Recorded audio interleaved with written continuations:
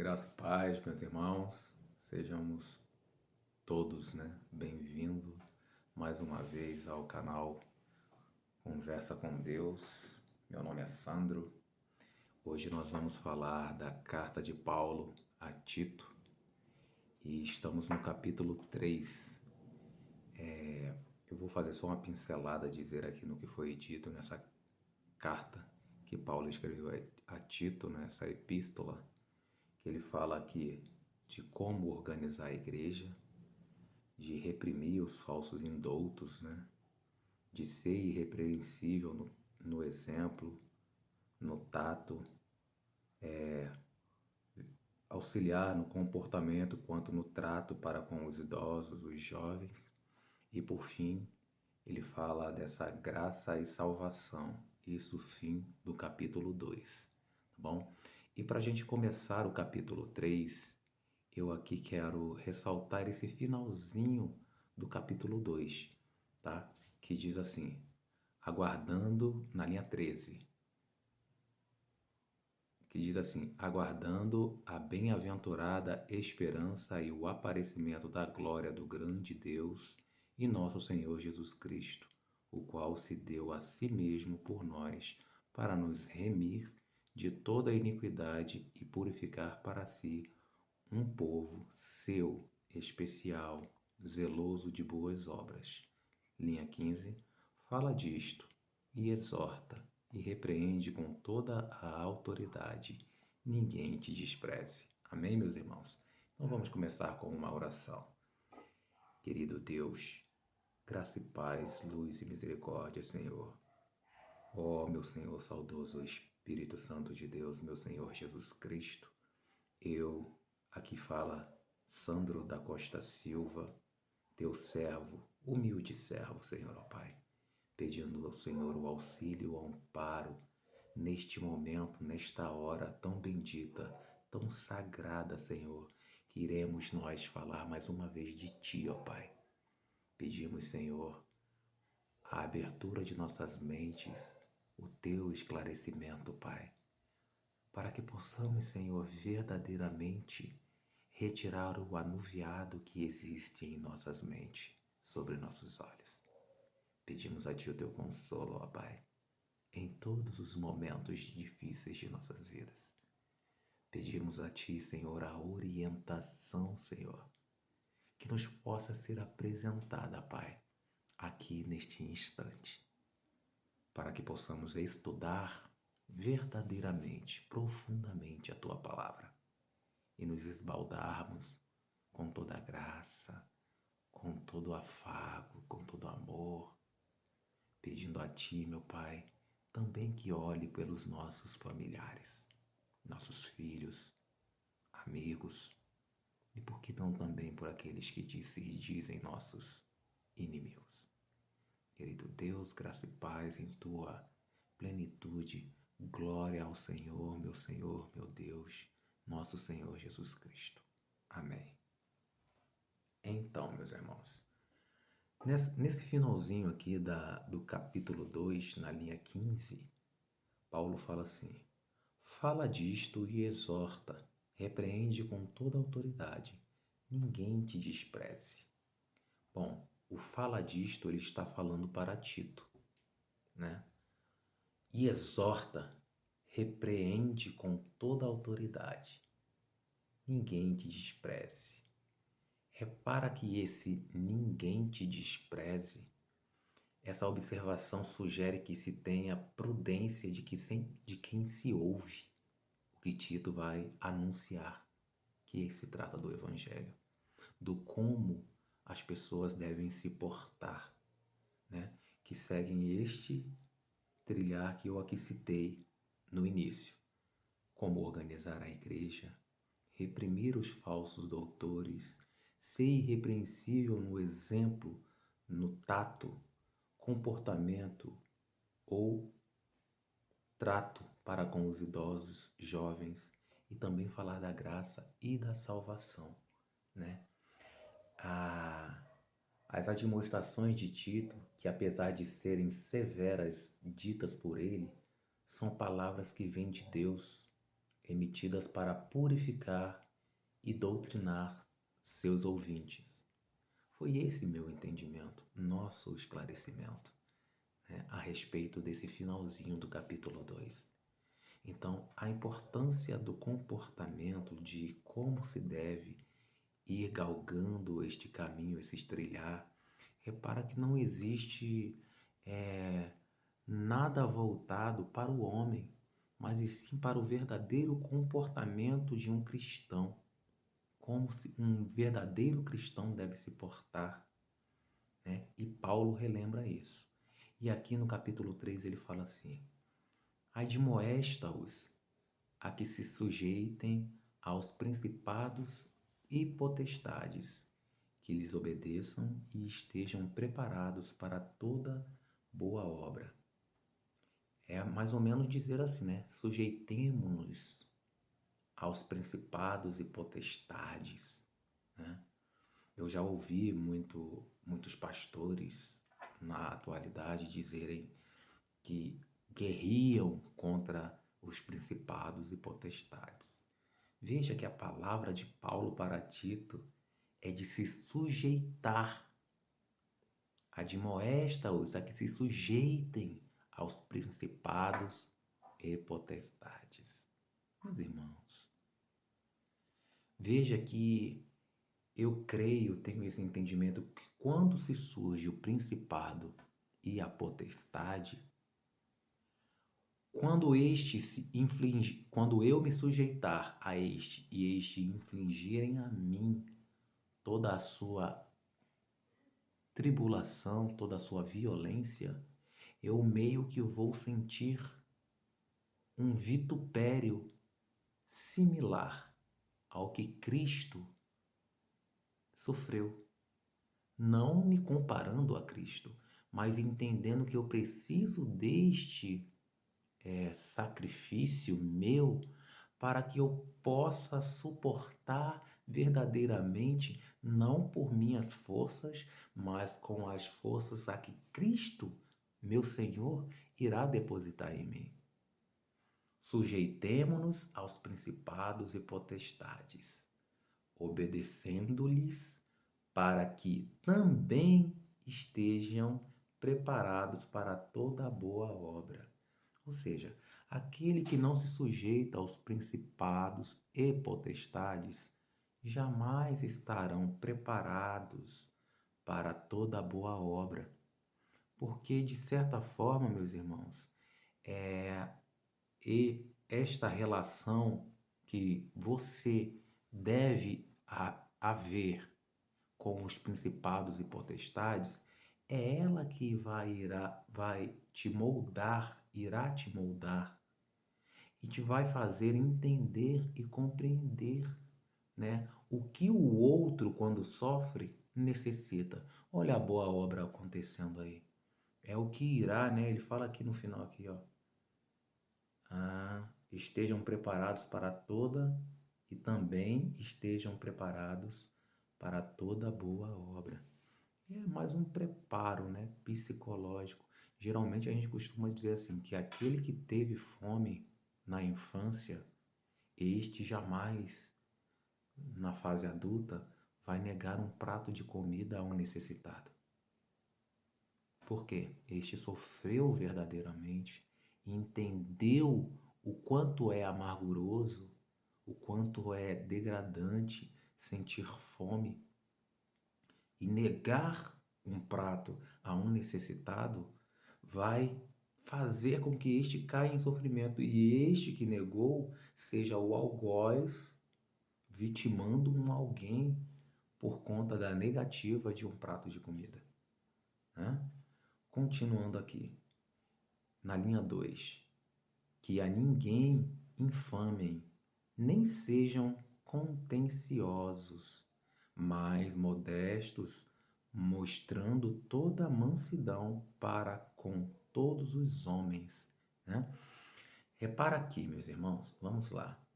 Nessa conjunção mais aí, ó, tá dizendo assim, ó, que a ninguém infamem, nem sejam contenciosos, mas modestos, mostrando toda a mansidão para com todos os homens. Essa primeira conjunção, né, nem na primeira linha, que fala que a ninguém infame, nem sejam contenciosos. São argumentos do não fazer ou não fazermos, né? Mas repara que tem um mais, uma outra conjunção, mais de adversidade, né? Que fala assim, ó, mas podia ter, né, uma continuação. Na minha Bíblia está assim, ó, mais modestos. Mas eu colocaria, mas sejamos modestos, mostrando toda a mansidão para com todos os homens.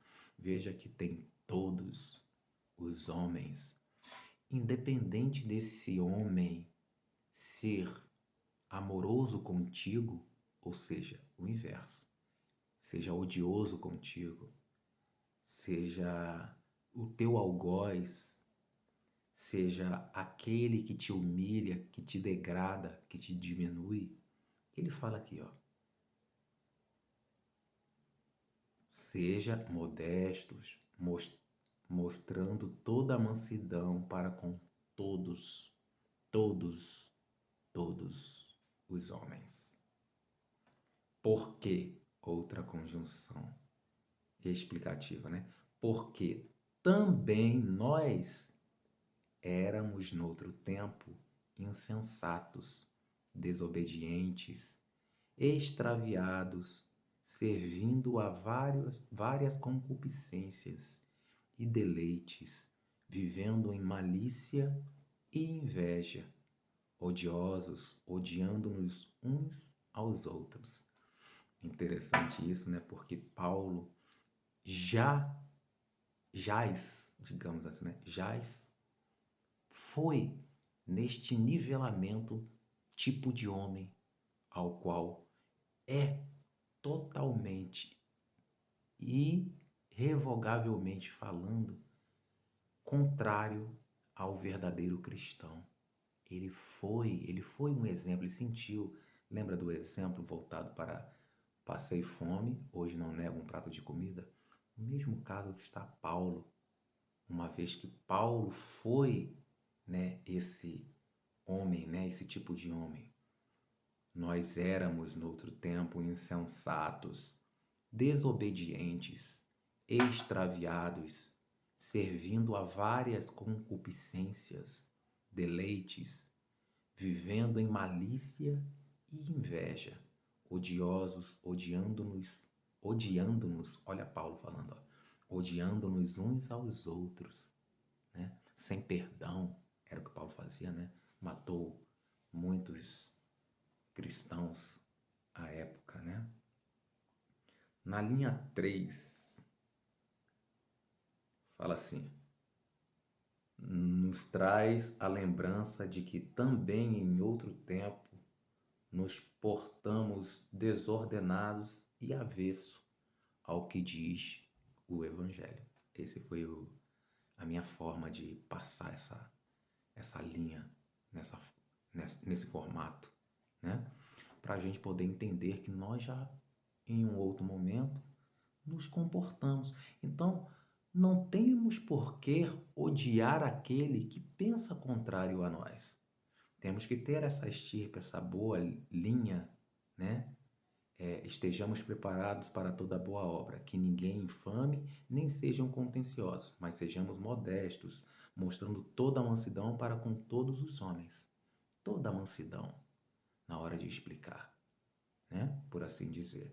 Porque também nós éramos, noutro tempo, insensatos, desobedientes, extraviados, servindo a várias concupiscências e deleites, vivendo em malícia e inveja, odiosos, odiando-nos uns aos outros.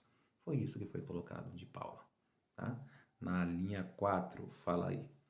Mas, quando apareceu a benignidade e a caridade de Deus, nosso Salvador, para com os homens, né? Houve um momento mais quando apareceu, né?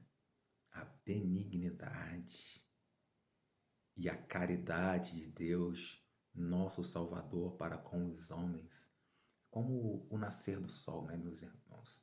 aquela noite fria, escura, e aí quando de repente começa ao nascer do sol, né? Esse sol aqui atrás, ó, na cama. Então a gente sente a presença de Deus e nesse momento quando o sol raia, né, fazendo uma associação a Deus, né, no dizer assim, poético, mas não comparativo, né, porque não tem nada a ver, mas a gente tenta fazer uma reverência na sensibilidade. Na medida que o sol vai se levantando, você vai sentindo o calor tocar a tua pele, a sensibilidade da temperatura subir, se elevar, né? Aí ele fala aí, ó, mas quando apareceu a benignidade e a caridade de Deus, nosso Salvador para com os homens, e aí ele faz uma negativa. Não pelas obras de justiça, como se nós tivéssemos feito, né? Essa benignidade, essa caridade de Deus, nosso Salvador, ele faz uma negativa. Não pelas obras de justiça que houvéssemos nós feito, mas segundo a misericórdia de Deus, nos salvou pela lavagem da regeneração e da renovação do Espírito Santo, que abundantemente derramou sobre nós por meio de nosso Senhor Jesus Cristo, nosso Salvador. Olha que interessante. E nessa parte aqui, meus irmãos, eu quero repetir com vocês porque ela traz algo que você, ao ler a primeiro momento assim, em seguimento, e não minuciosamente nessas palavras, você meio que nem nota. Mas veja só, lavagem da regeneração e da renovação do Espírito Santo. Ele te lava, ele te regenera, ele te renova. Lava, regenera e renova. Abundantemente. E por quem fez isso? Por meio da graça e da misericórdia. Por meio de nosso Senhor Jesus Cristo, nosso Salvador. Na linha 6 agora. Que abundantemente derramou sobre nós por Jesus Cristo, nosso Salvador. Linha 7. Para que, sendo justificados pela sua graça, sejamos feitos herdeiros segundo a esperança da vida eterna. A esperança da vida eterna é aquela promessa que Deus fez aos seus filhos, né? E uma vez que Jesus, nosso Senhor Jesus, foi perfeito, não pecando e vencendo o medo da morte, vencendo a morte, seria como aquela pessoa que constrói um túnel e permite a que outros passem. Mas só quem creu, ou melhor, quem crê e creu, para os mortos no caso, né?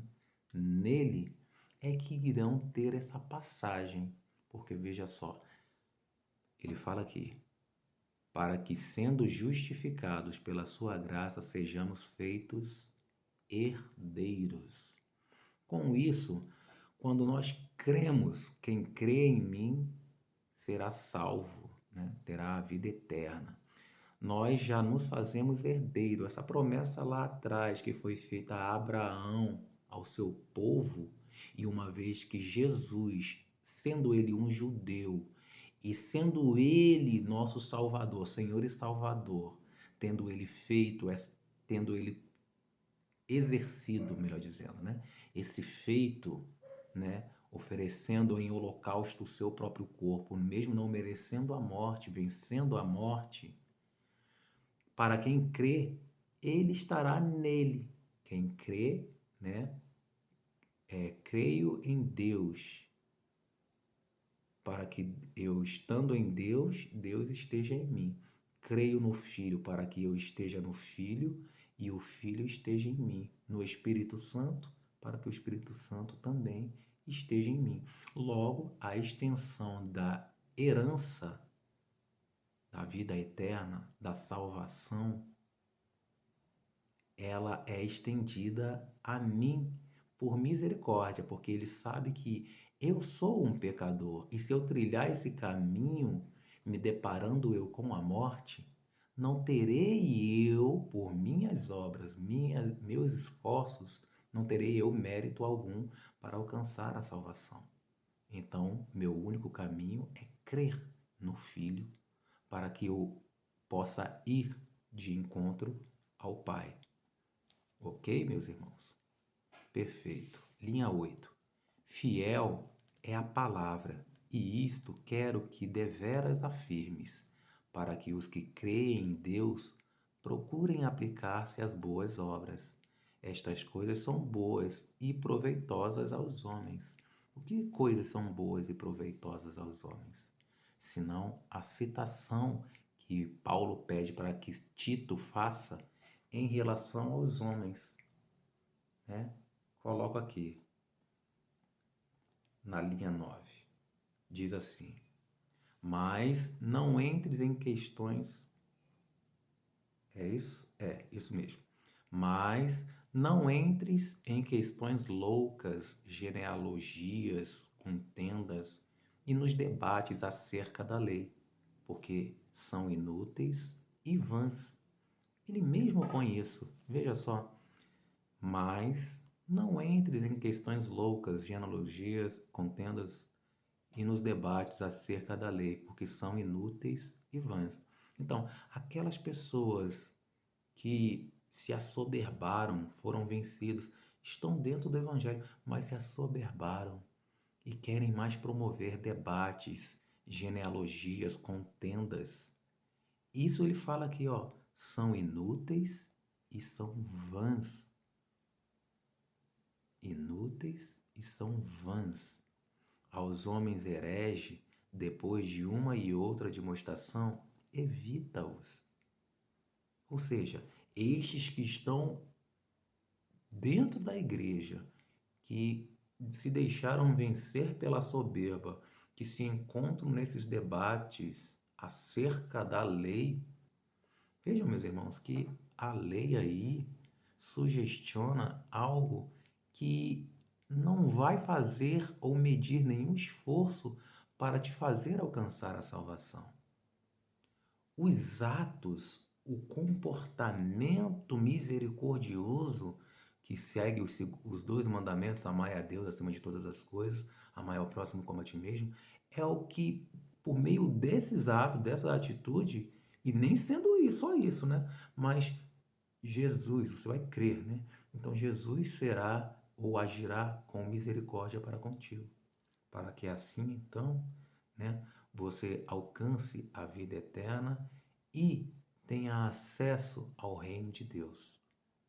E aí ele pede para que nós admoestemo-nos estes homens hereges, nesse sentido, não com arrogância, lembrando, para que estes não tenham instrumentos para vir contra nós, né?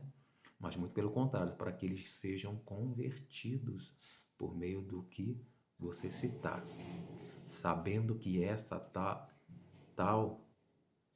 tal está pervertido e peca, estando já em si mesmo condenado. Amém, irmãos?